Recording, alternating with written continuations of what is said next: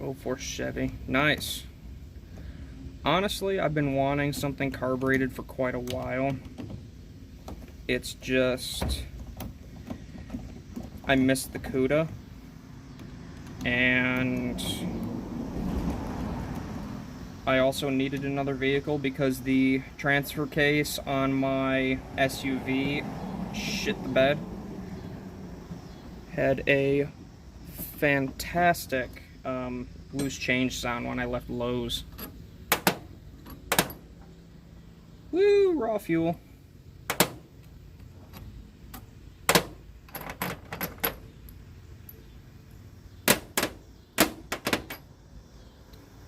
But yeah, I'm going to make a YouTube channel doing restorations on this and eventually maybe move on to other things with that as well.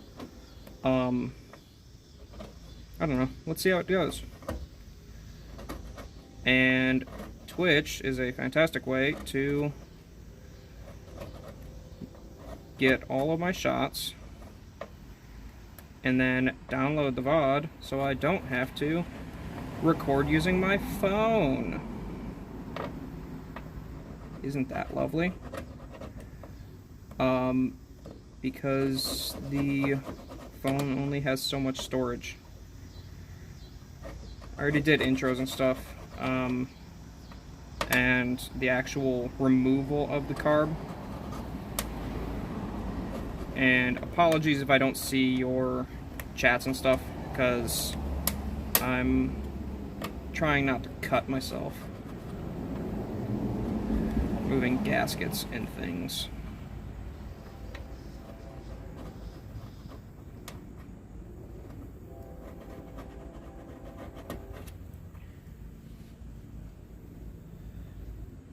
Oh, yeah, they've been upping the ads. I used to have none on this, and then I constantly see ad break in a minute 30. I'm like, well, great. Give me some money, please. Thank you. You're making it off of me.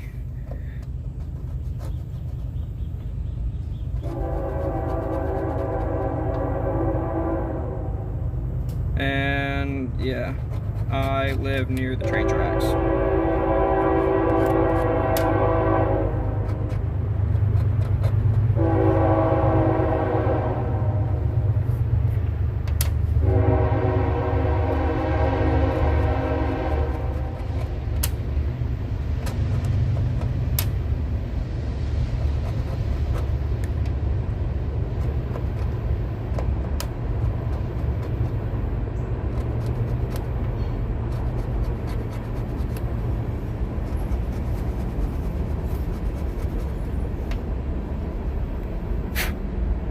Luckily, we don't get too many trains that come through here. Unfortunately, we do get some.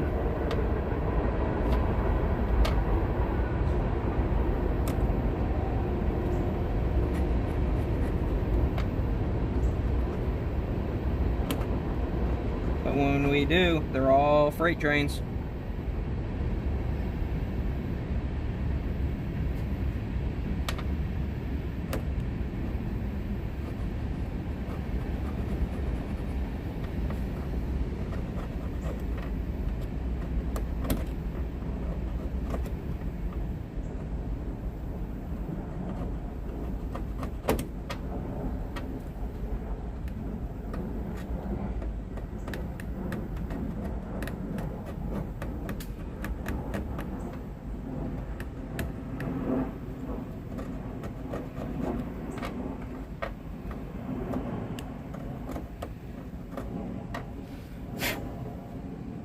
Oh yeah. So I've hopped on a couple of times, but not for too long. I was gifted Baldur's Gate, and I started playing that a little bit. And then I forgot if it was last night or night before. I was on this game. It's called what is it, Poly something?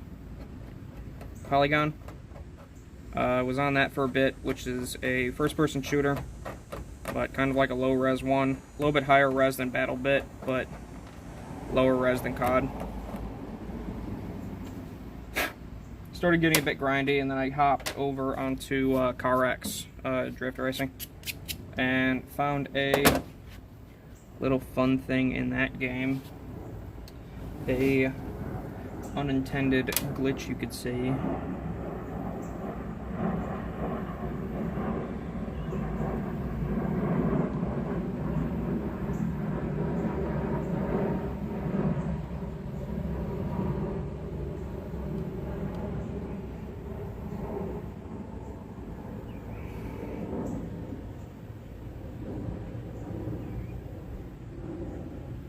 There is a track in there that you can, there's a track in there that you can earn like millions off of really quickly. If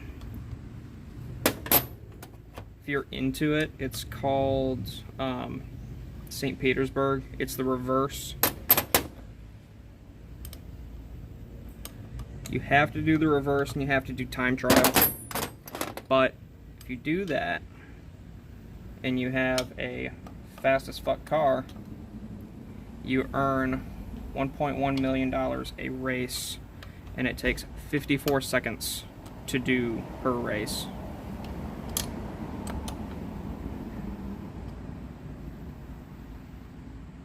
Yeah, I still got the motorcycle.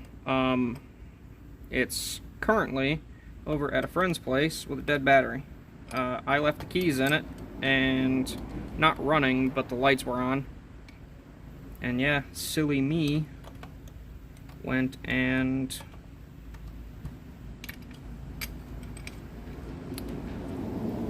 fucked up, right?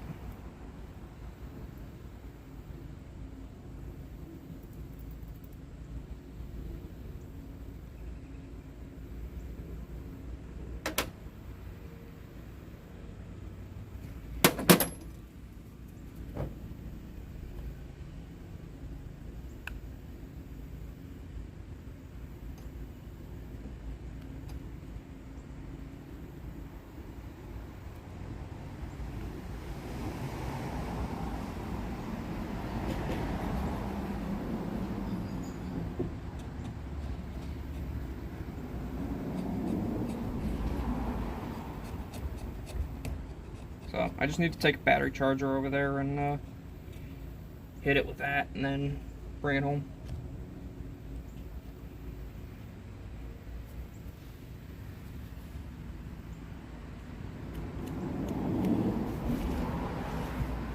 What have you been up to? Doing anything fun? Just vibing out?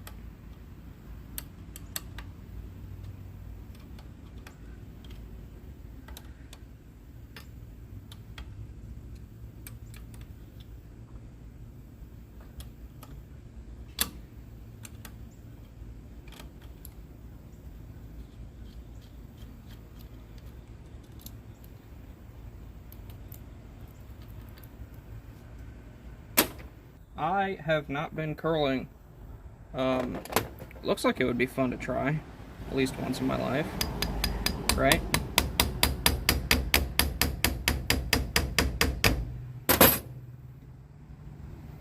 Nice and gentle.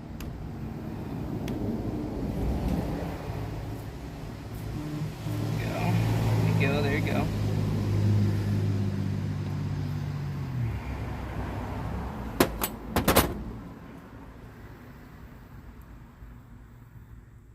Come on, you can do it. Boop. There we go.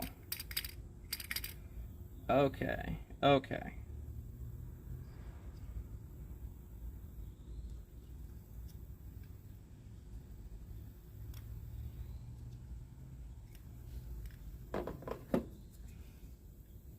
So this is your float bowl right here. This thing fills up with fuel, and this little piece inside of here goes in. This is your needle and seat. That drops down to here, and you can see the little pin on the bottom of this. When you press this pin up, fuel flows through this hole right here. So when you press this pin up, it seals it like that. Now,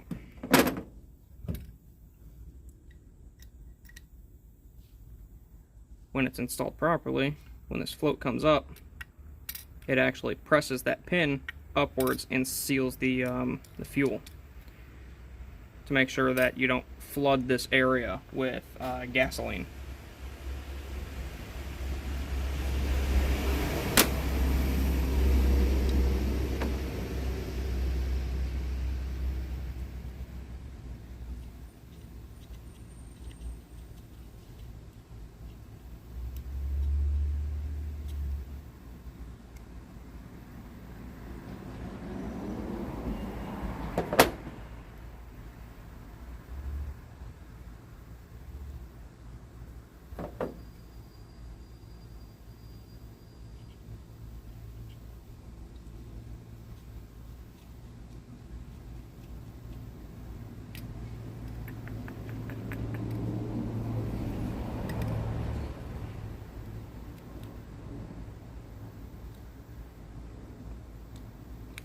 Sorry if I'm off screen doing stuff. I don't know how to angle this thing properly. Here, it might be a little bit better. It's gonna be harder to read chat.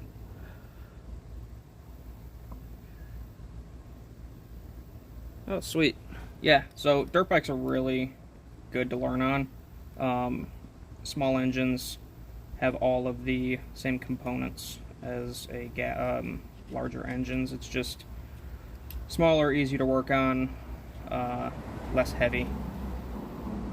And then it also depends on the type of dirt bike too, whether it's a 4-stroke or a 2-stroke, because those operate slightly differently. So 4-stroke is suck, squeeze, bang, blow, or intake, compression, ignition, exhaust. Those are the 4 strokes.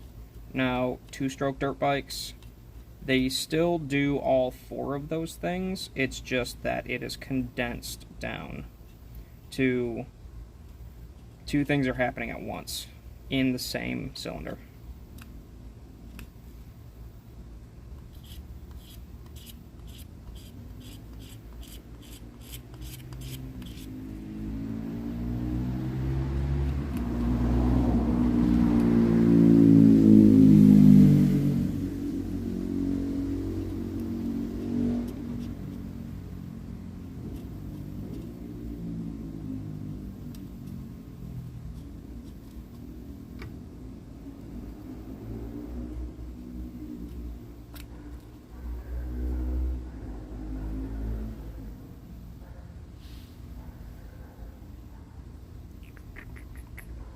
Two-stroke car.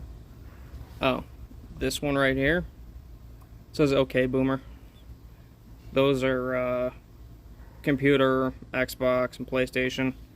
This one is just electrical symbols in the shape of an arrow.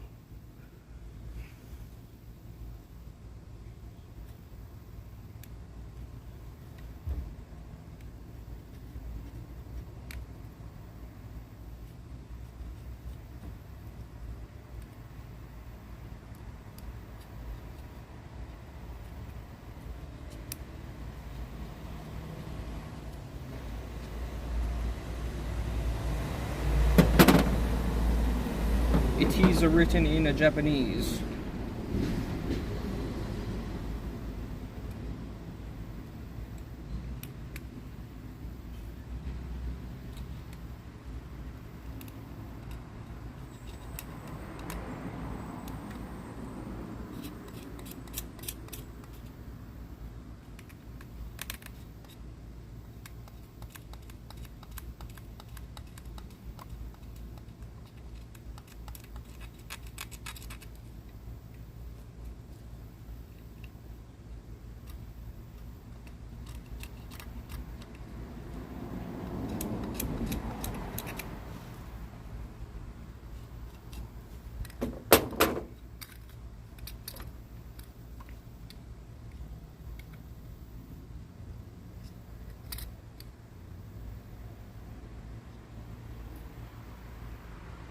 Yeah.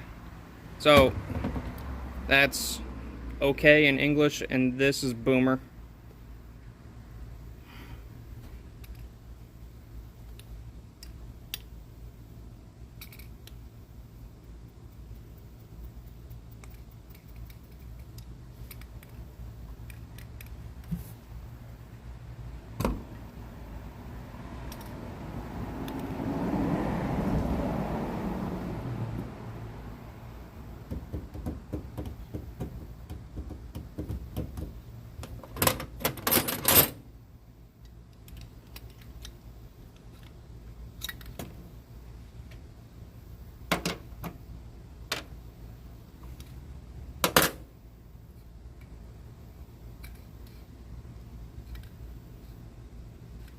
Okay, so that piece out 14.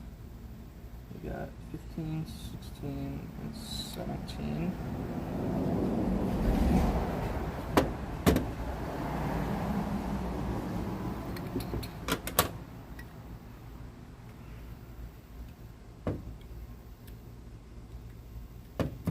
I'm going off of an exploded view of this on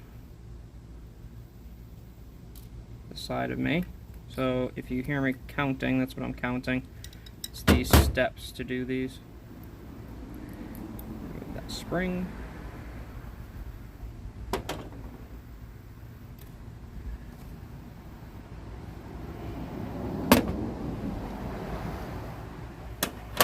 Okay, so those are all removed. Now it is 18, 19. Gonna be these.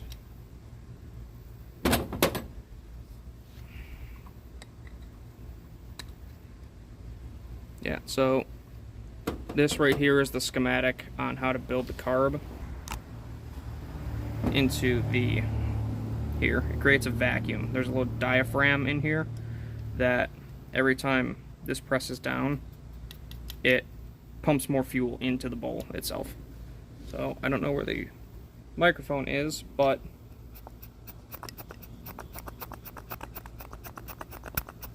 you can hear it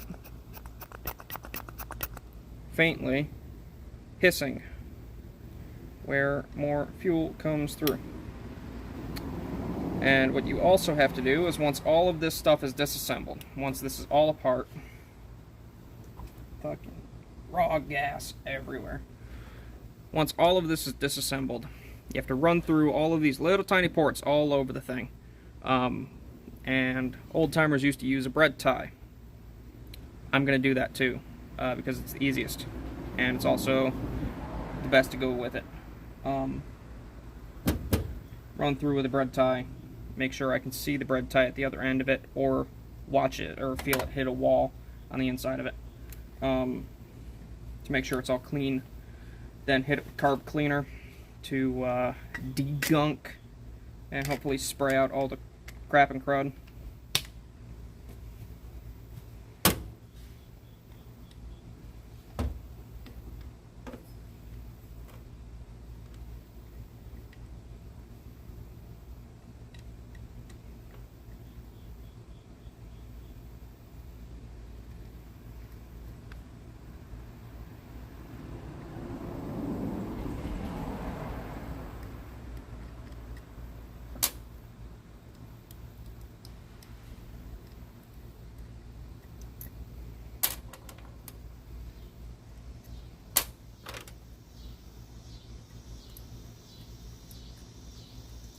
Doesn't have to get 100% disassembled.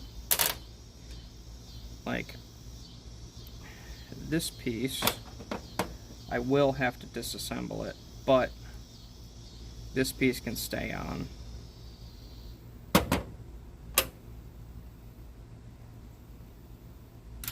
Extra spring, and then this little rubber piece right here comes out.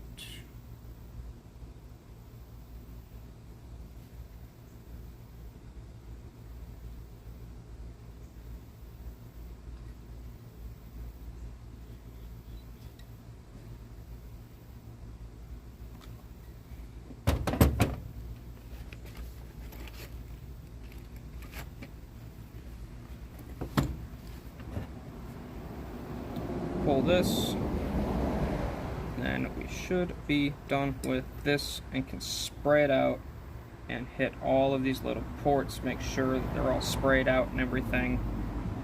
And then we move on from there.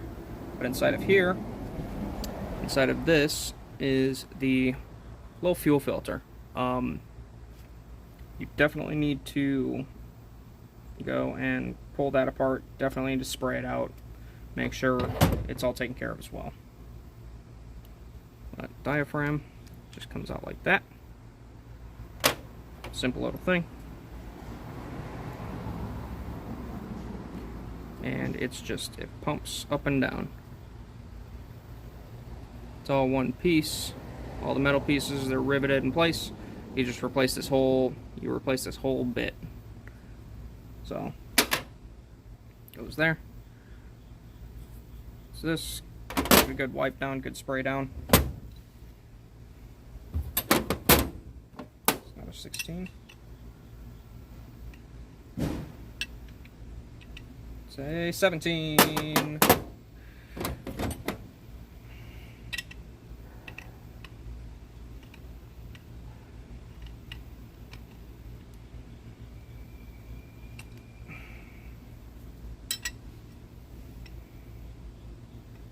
Maybe. If it's not, it might not be. No. It's not that one. It's an SAE.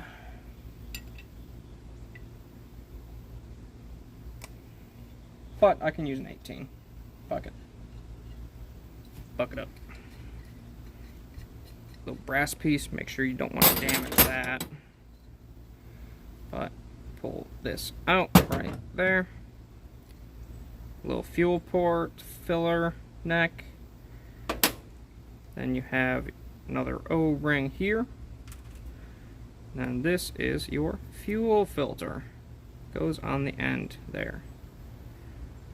Looks like it was pretty clean. Now I see a little bit of gunk in there. So it caught something, like some rust or something. Which is good. That means it didn't get into the engine. Set that off to the side as well. Make sure to take off this O-ring. These ones are metal O-rings.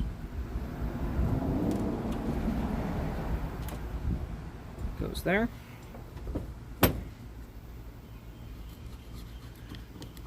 Make sure that this is all nice and smooth.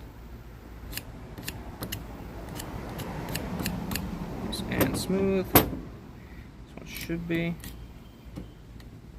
Just gonna hit it one more time just to make sure that around all of these holes don't have any metal shavings. Okay. Cool. Alrighty. That is one float bowl disassembled.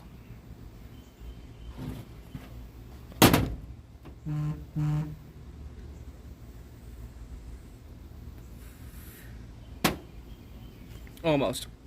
I need to go and do this too. There we go. Slow fill port on the side. That washer, another bit. Okay, now it's completely disassembled. I lied previously. Now it's good. Now, just to spray it down with some carb cleaner. Yep, that's indexed into place. Can't pull it out. It's part of the casting. Little metal rod. Carburetor cleaner. Get you a can of this. Shit works well. And off into a direction you don't like. Nice and wet. I'll take these gaskets off with the razor blade down, like so. Take your non-lint rag or shop towel, because it is an aluminum housing, and you can do that. Just make sure you don't hit any of the milled areas like this. Just make sure you don't do all the flats with the polishing wheel, because then they won't be flat anymore.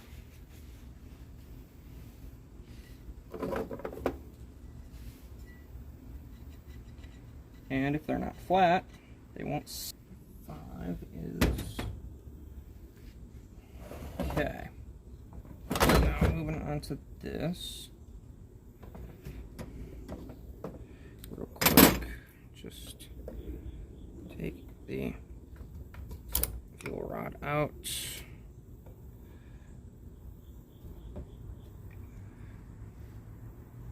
Stick these over here.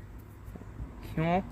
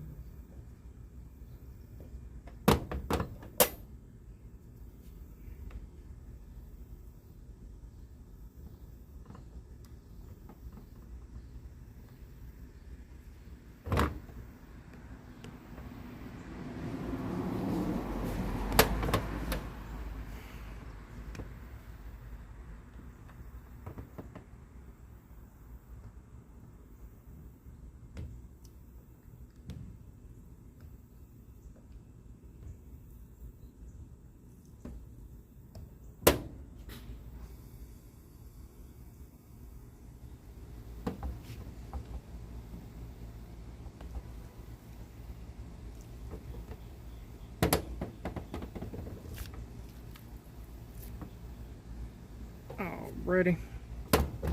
Now, this plate. Yep, there's a bunch of holes and a bunch of things. All these little grooves and bullshit are ports that need to get blown out and have a piece run through them. That's gonna be a bit of a bitch to get off. Whatever. I will deal with that in just 1 second. I'm going to go through these 2 jets and then this.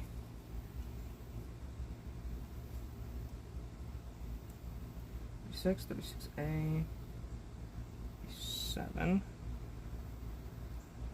That 38 and 39. These on the side.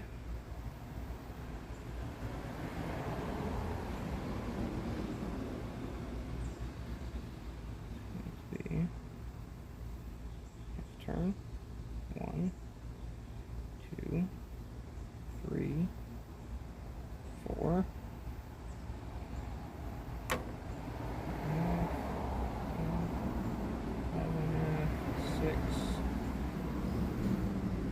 6.5, 7, 7.5,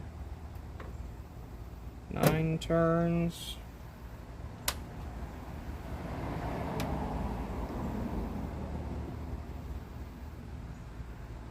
One, 2, 3, 4, 5, 6, 7, 8,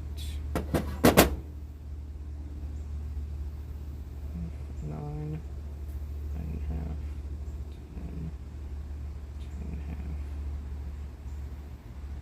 11. 11 turns that side.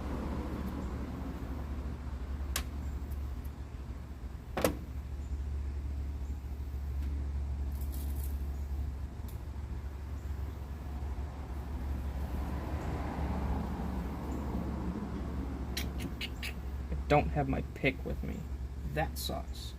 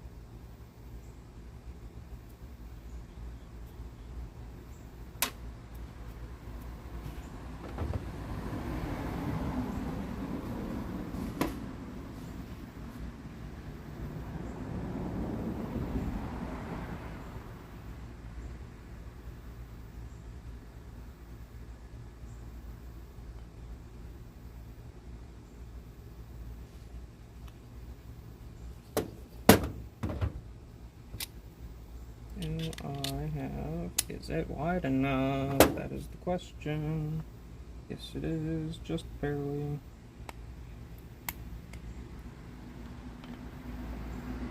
There we go. Get these out. One there. One over here.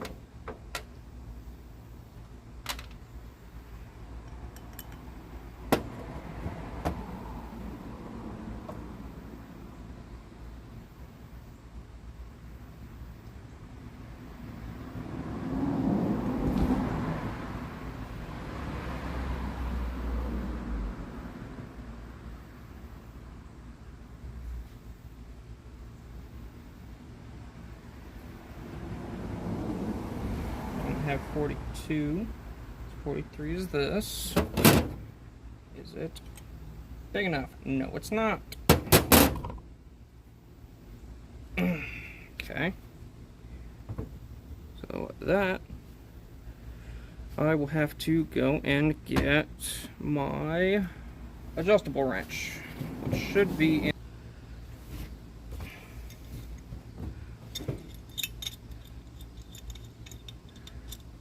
Adjustable wrench.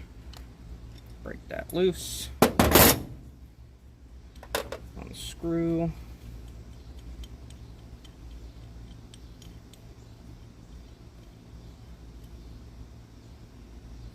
Alrighty. That is on its own now. Yep, that's another diaphragm piece. It's all in one. Little rubber piece on the middle of it.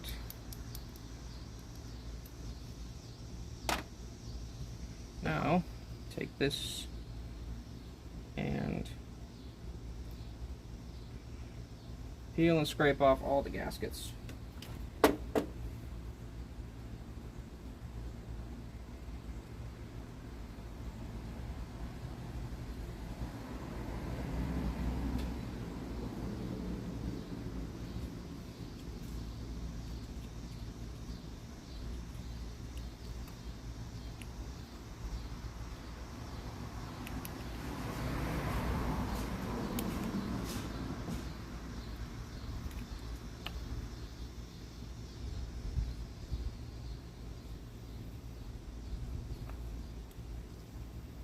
It is so much better when they peel off rather than scraping them off, but because they are a fabric type gasket, more often than not they don't like to peel, which is why you always have a scraper ready or a small razor blade. So you can get in between that and the metal and gently work your way around everything. And try not to put scratches in the aluminum these are made out of. Some are made of steel. Those are a little bit hardier against razor blade scratches. Now, aluminum isn't as hardy, and it's not as fun to deal with, because you can scratch everything up and it'll mess with the performance of the carburetor. Now, surface scratches are alright, and making things flat is fine, but you don't want like deep gouges, because if you deeply gouge in between ports, there's a chance that there would be a fuel leak between ports and then it wouldn't run properly, right? So that would be messing with fuel flow in an unpredictable way. There we go. Gasket's nice, clean, and peeled off. I'll use this as a reference for the next gasket that I have to put in place there. And now there's a bunch of little tiny ports all over this that you have to go and spray with the carburetor cleaner to make sure there isn't any debris stuck in them.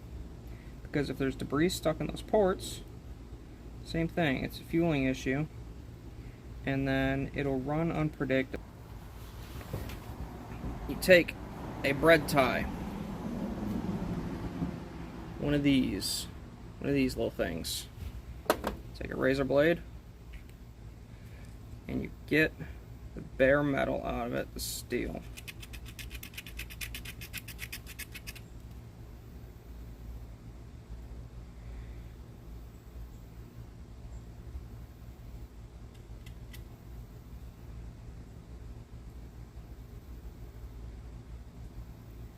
And then you use that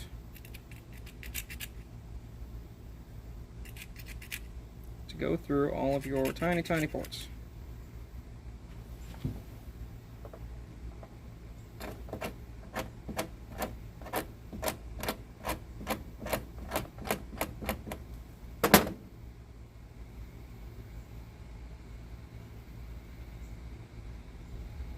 But basically, any small wire would do. It's just bread ties are really cheap and really plentiful. Like this. Little tiny wire. Run through the almost invisible ports they have on here.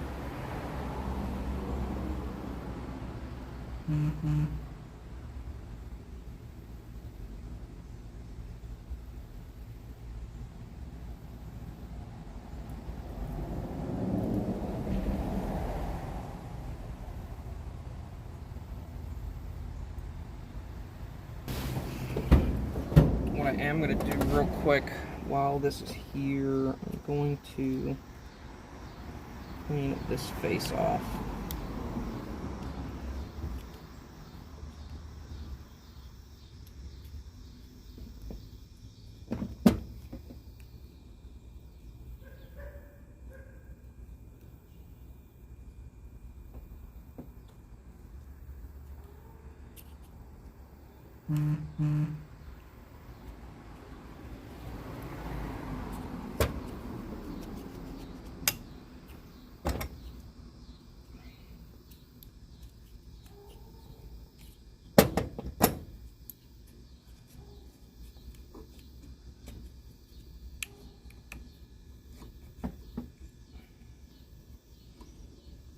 And as I said earlier, for anyone new that's joining us, if you end up rebuilding a carburetor yourself, what you do, if you can't find the resources, go to the carburetor's manufacturer's website. So, like Holley, Edelbrock, all of them. There's one more, can't think of, starts with E, not Edelbrock, different one. If you can't find a rebuild sheet or a, and do the other side. That one's capped off.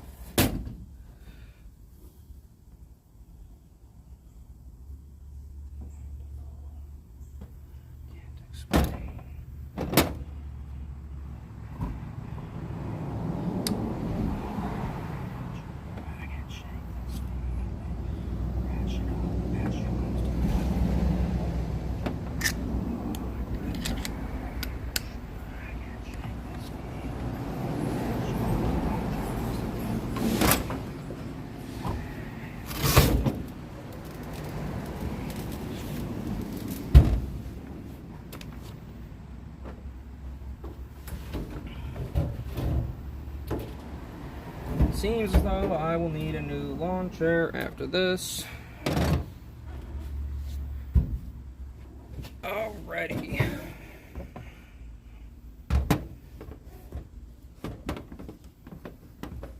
Side.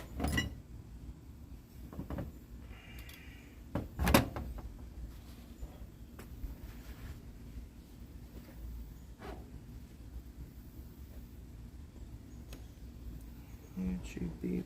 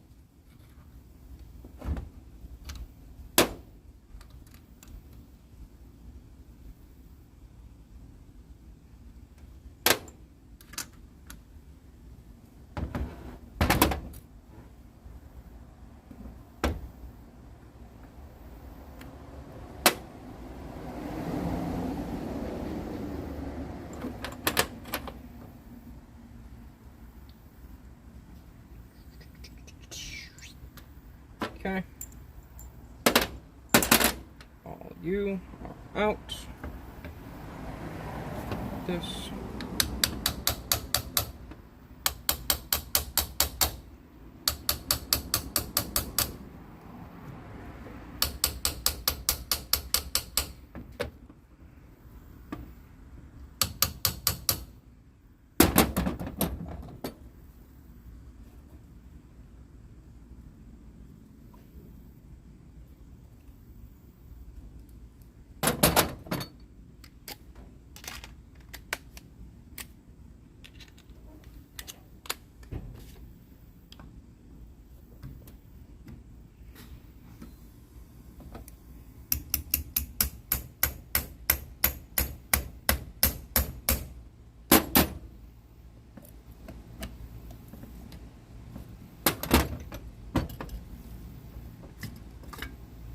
Ready.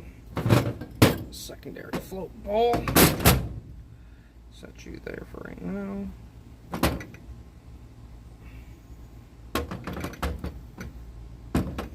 Throttle plates up off the table. Cool.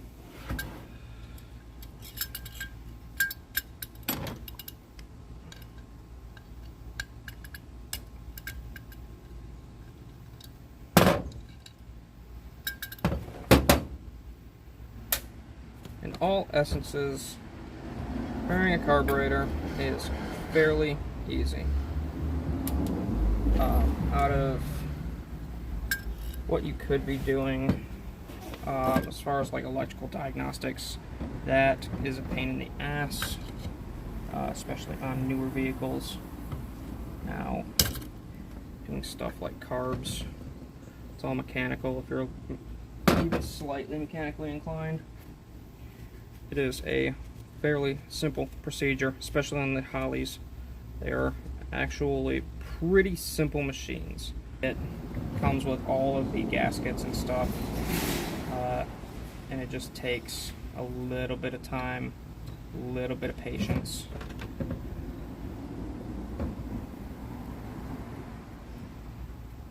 And this is my first time doing this.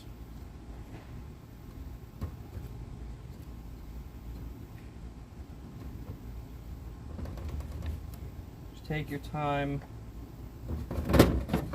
do some research. If you get stuck, you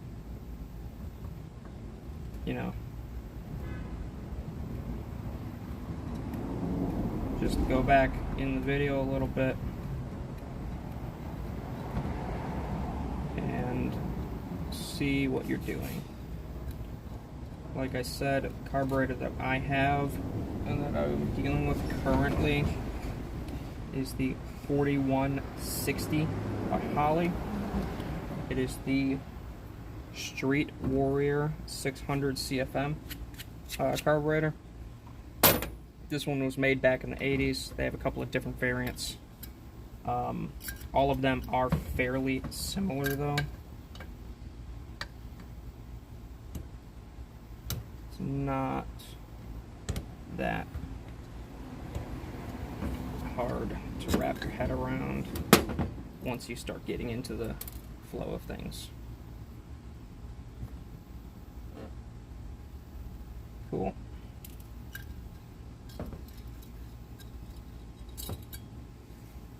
Disassembles just like the other side, a little bit easier actually, because there isn't the mechanical advance you have to deal with. Now this one is apart. Now there is some buildup in this side. You can see there's a little bit of sediment and buildup inside of here, which means that this hasn't been the cleanest carburetor. It's the main reason why we're going through this procedure.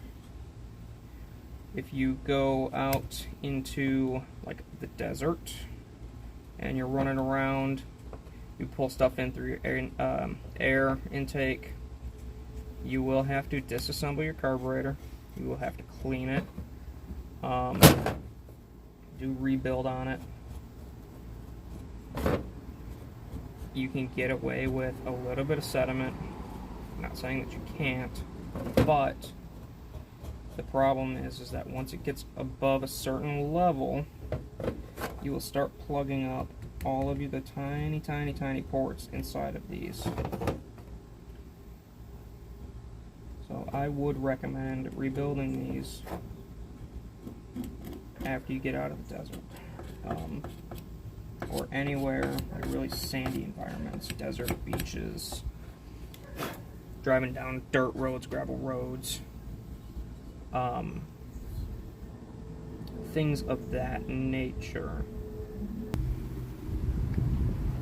Okay. A little bit out of order from what this has me doing.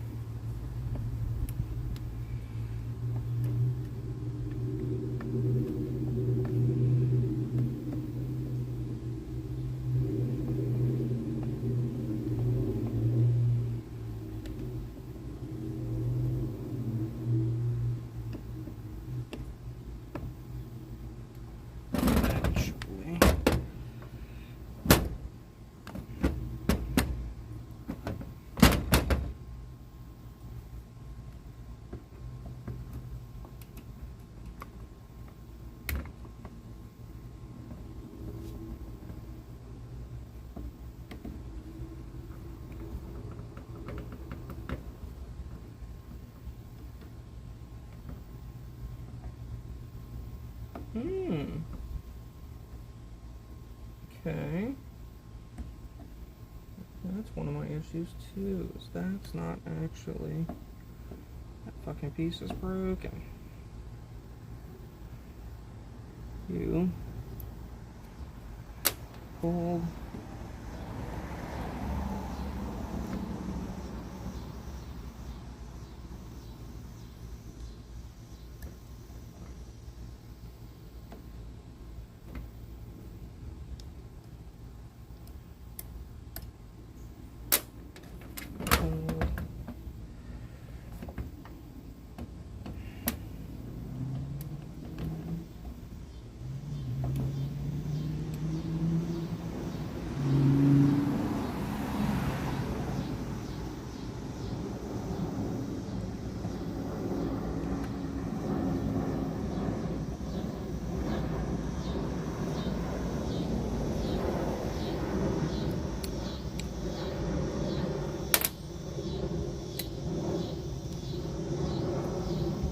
So this is your choke mechanism. This goes here, and it actuates this little flap up top.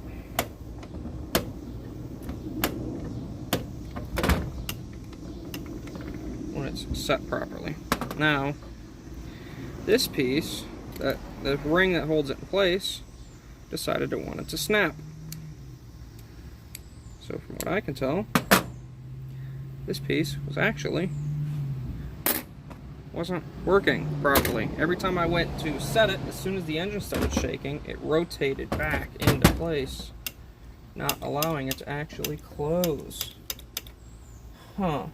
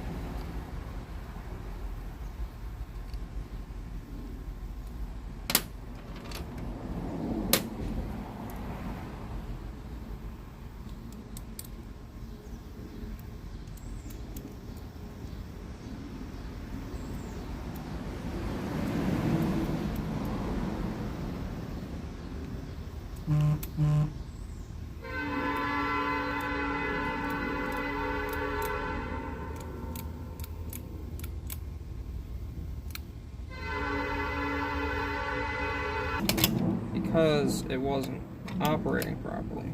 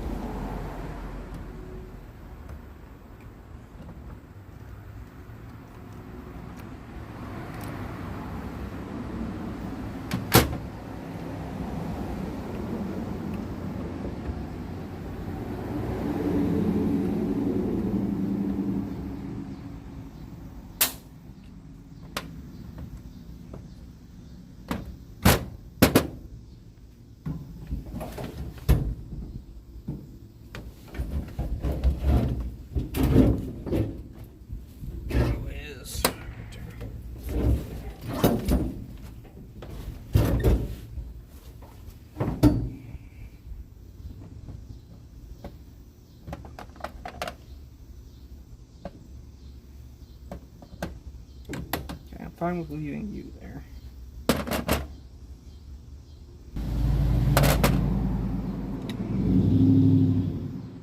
Okay, get rid of those. Everything is disconnected from the top to the bottom. Okay. Now, these bolts.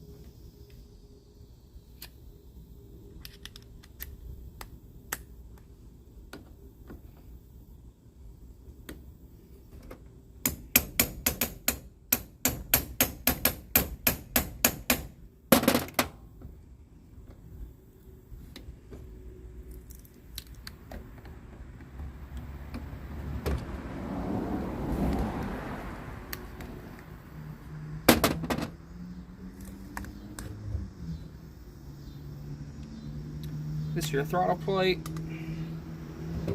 And this is the Venturi section of your carburetor.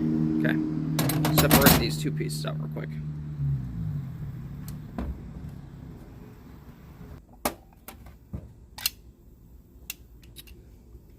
This honestly doesn't look too dirty either, which I'm kind of surprised at. Which, I mean, honestly, it's a little bit of a relief, but I'm just wondering what the real issue was.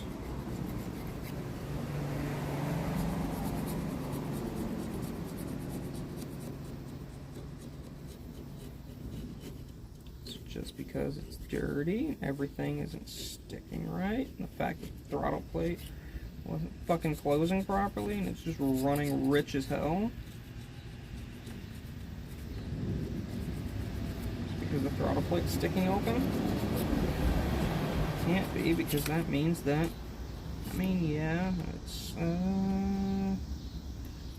makes sense. Running too rich. This plate doesn't close to go and block off airflow. Yeah.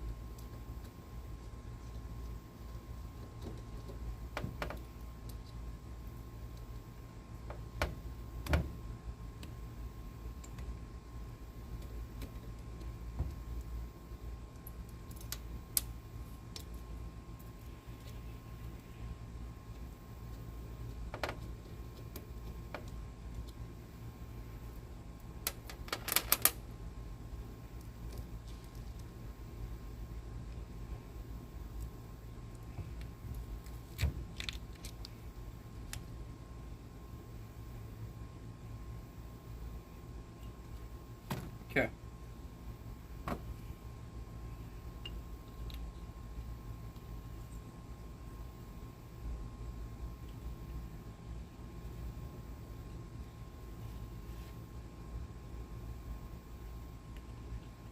Clean this off. Spray it real quick.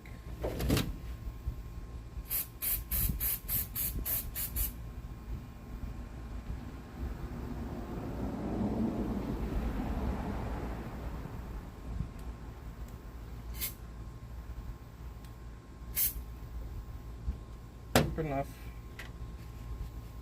Nice and clean.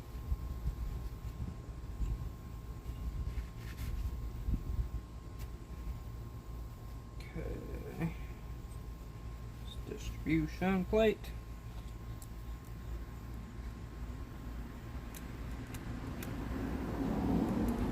Let's go off here. There we go.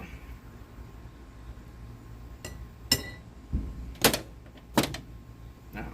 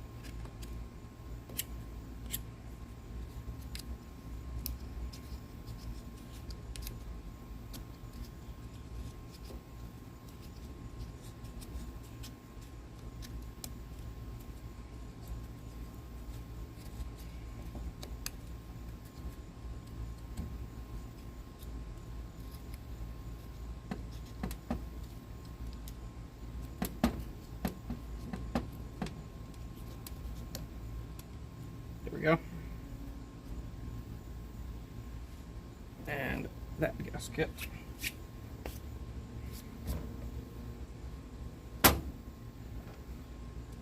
Alrighty. This is tore down as far as I'm going to.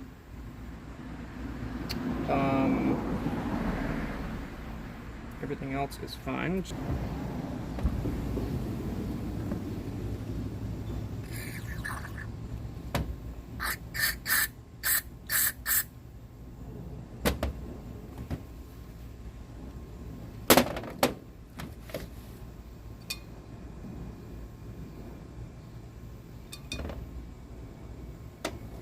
Coolio.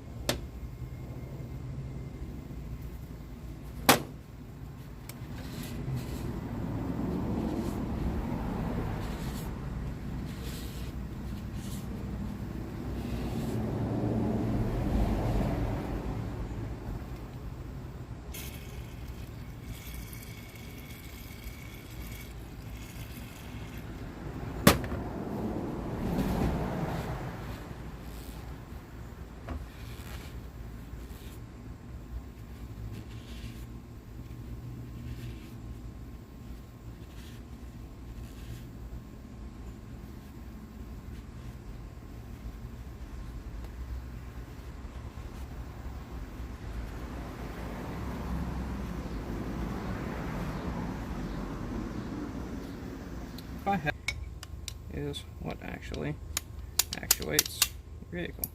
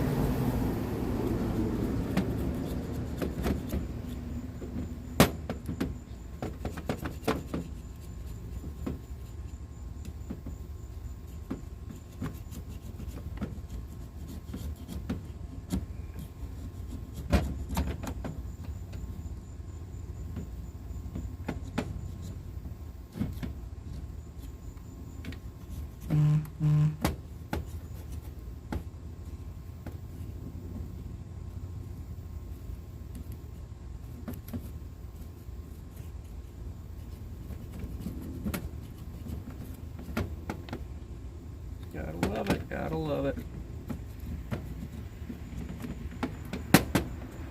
Hopefully we've got the good gasket for this one. That won't stick like that.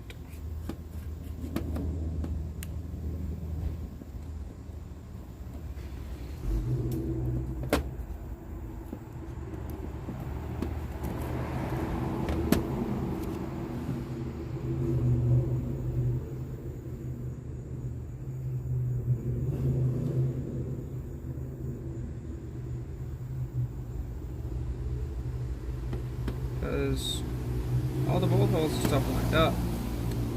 It's just that these holes are smaller than they should be.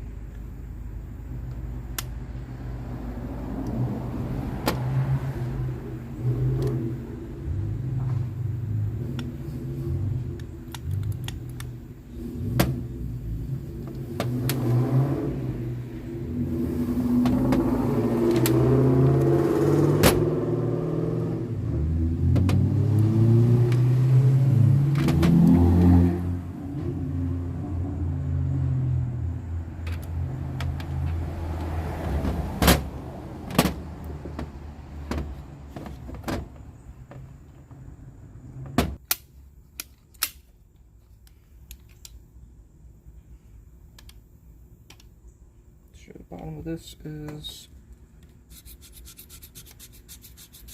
nice and clean.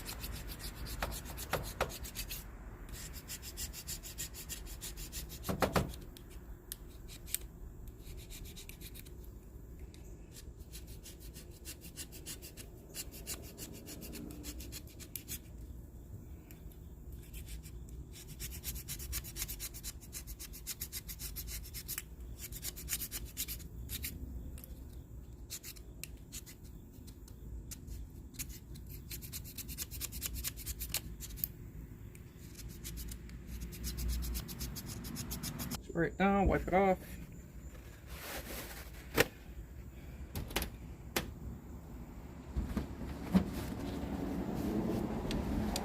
Wipe it off.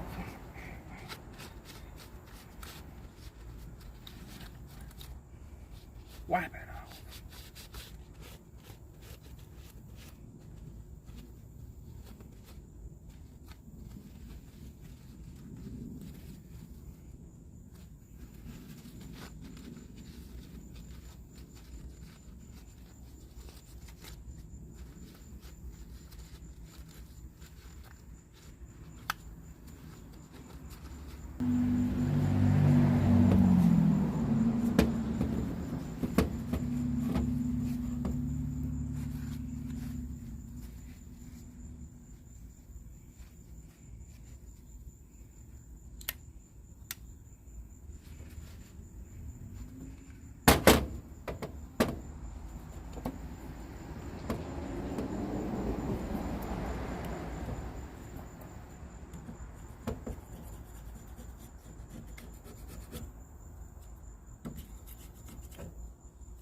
Rebuild time.